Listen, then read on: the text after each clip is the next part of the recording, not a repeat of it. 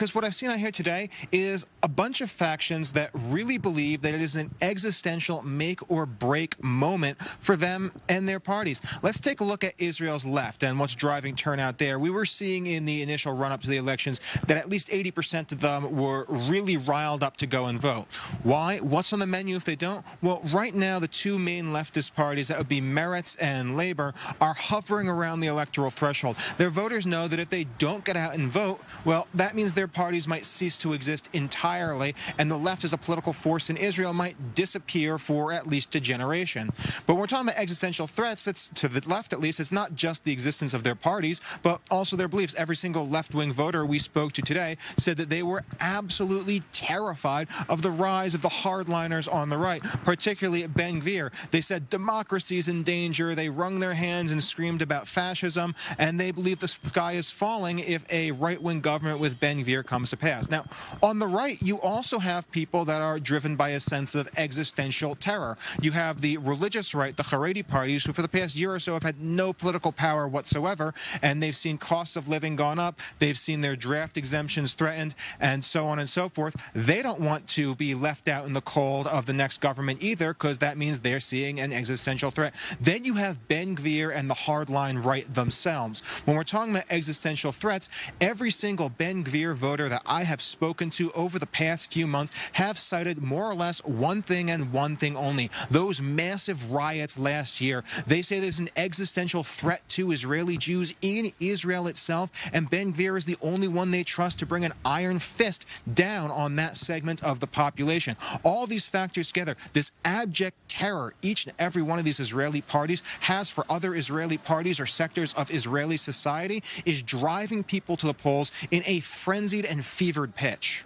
It's really that fear factor, something tangible, and definitely, as you mentioned in the lead up to this election here, been one of those top of mind issues that's come out here. All right, Olivia Waltman, thanks for the updates. Again, coming just from Jerusalem. We'll come back to you a bit later on in the day here. As, again, people still streaming out to polling stations. So far, indicators good. Again, that turnout is set to be high, at least so far in the day. That it is still early. A lot of hours left at the polls to be open here. A lot of votes still to be cast.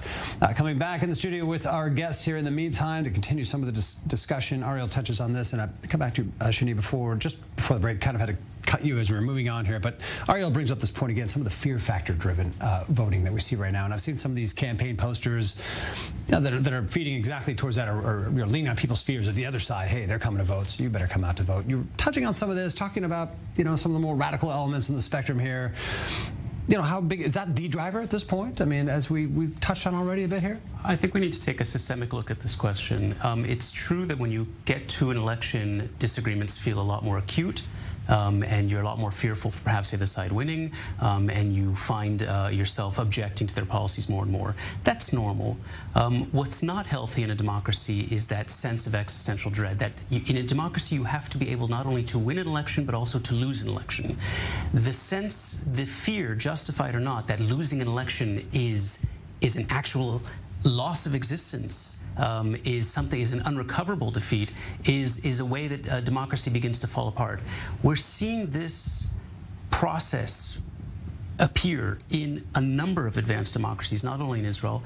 And again, whether it's based on something true or not, I think it's a distinctly unhealthy thing to be happening. Okay. Ron, what's your sense of this, the fear factor involved in the elections today? I mean, I don't know if it's, how to compare it to these previous 4 elections that we've had to this point, but this certainly seemed to be one of the main themes going on, at least in terms of the campaign rhetoric.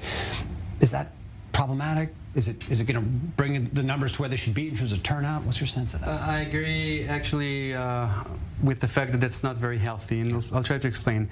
In the past, there were different institutions that would help you choose a party that's suitable for your opinions. They would ask you, do you want to implement the Israeli law for Judea and Samaria, or work towards a two-state solution? Do you want more taxes and more services, or less of both? What do you feel about the Jewish identity of the state, and so on and so forth? Today, the first question when you go to these websites, do you think Netanyahu should be the prime minister? I do think, but by the way, if you divide it, I'm not sure that the Shas party, which is part of the pro-Netanyahu bloc, I'm not sure that they would be considered right-wingers, right? They supported the Oslo Accords, they're a socialist party, whatever. Yeah. And I'm not sure that Gideon Sa'ar is so much to the left. He was considered to be more right than Netanyahu when he was in the Likud. However, there is something to say that I do think that the Israeli right is more concerned about the Jewish characteristic of the state and is more concerned about physical threats towards Jews. And I think that the left is more open to more diversity in different expressions of Judaism, and the left is less concerned about existential threats towards Israel. And I don't think that it's very exclusive, this side doesn't care. It's always the matter of how much percentage you put each side. But the fear, I think I feel bad for those who actually feel like if the other side will win, then democracy is dead, because that's not how it works in Israel.